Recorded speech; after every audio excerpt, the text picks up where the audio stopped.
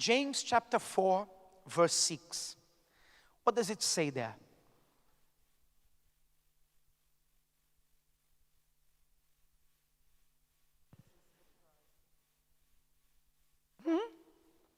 James 4, 6.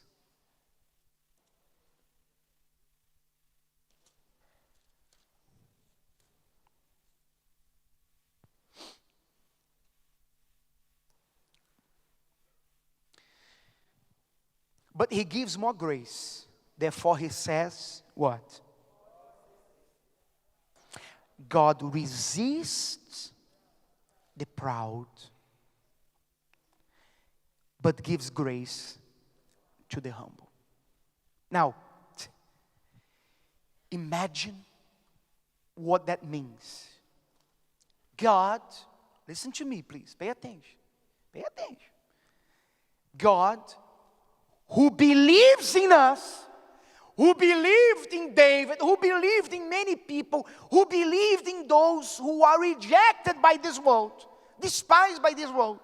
This God, amazing God, merciful God, whose mercies are new every morning, who is ready to give us an opportunity every single day. This great God resists the proud. Do you know what it means to resist someone? It is like that man come to the woman and he says, can I have your phone? You are the woman, you are the man.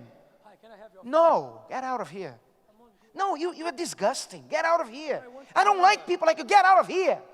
Now, imagine how you'd feel. He's in love with me. He wants my phone. He wants, get out of here, disgusting, this and that. Imagine this. This is humiliation. God resists the proud. It's like, don't get close to me. But he gives grace to the humble.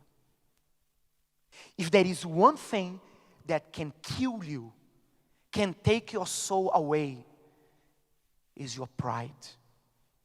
A proud person thinks that he doesn't need to learn anything. Proud people will end up alone because nobody wants to be close to them. Nobody wants to be near them. A proud person resists God. What is to be proud towards God? It's when you don't accept the guidance of God. You are independent of God. That's what Satan did. He didn't want to be under God's rule. He wanted to be the rule himself. So he lost everything. You cannot be proud. Listen to what I'm saying to you. And normally the proud don't recognize that they are proud, right? Very hard for you to see someone saying, you know I'm proud. Very hard, because these are extra large proud, if you know what I'm saying. Normally the proud, what do they say? When we are saying these things, he looks at the person sitting next to him and he does like this. Or if she's sitting next to her husband or his wife, what do? I'm speaking, they do like this. See? Don't be proud. When in fact, he is the proud one. You know, the Bible teaches us to humble ourselves.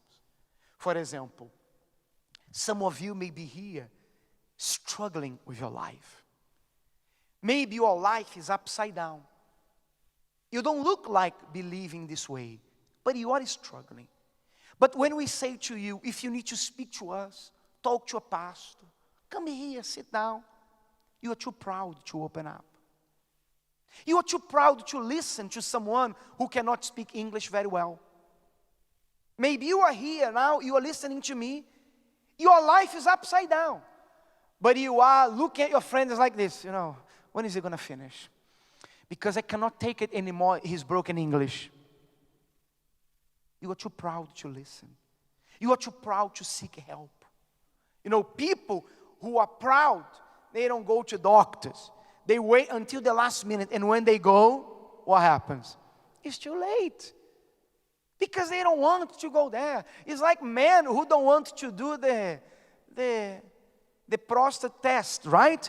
The time is coming. No, I'm not going there. Then when they find it out, it's too late. This is a feeling, this is something that can never be among us. Amen? We are not saying that you have to be, extra humble. I'm not saying that. I'm not saying that you should be there, oh, what do I do? I'm not dependent on others. You should not be depending on others, but you should never think that you don't need guidance from anybody, that you don't need God's guidance. There is the middle term there. So Saul was a very intelligent, well-educated man who knew how to behave, who knew what to do. But he couldn't be independent. He needed to depend on God. And once he accepted that, God used him much greater than he used Peter and all the other disciples. He changed the gospel. All the letters there to the churches, most of them have been written by Paul. And Paul did not live with Jesus. Paul did not spend 3 years and a half with Jesus. Paul only saw Jesus on that day. Jesus appeared to him, I don't know how. He didn't live with Jesus. And yet he was very well used by him. So I want to make a prayer.